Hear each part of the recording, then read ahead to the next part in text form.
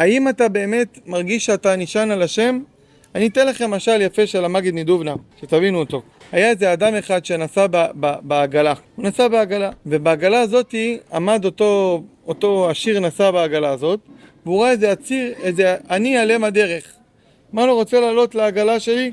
בוא תעלה לעגלה. אז העני הזה עולה לעגלה, יושב, אחרי כמה דקות העשיר שהוא נוסע בעגלה, מסתכל אחורה, הוא רואה את העני מחזיק שק על הגב שלו ועומד בעגלה. אז השיר אומר לו, תניח את השק, למה אתה סוחב את זה? זאת אומרת, לא נעים לי שאתה סוחב אותי, אתה גם תסחוב את השק שלי, לא נעים לי, לא רוצה להטריח עליך. אמר לו, שוטה, זה אותו משקל, מה ההבדל אם אתה מניח את השק לבין אם אתה שם אותו על הגב? זה אותו משקל, זה בדיוק אותו דבר האמונה והביטחון.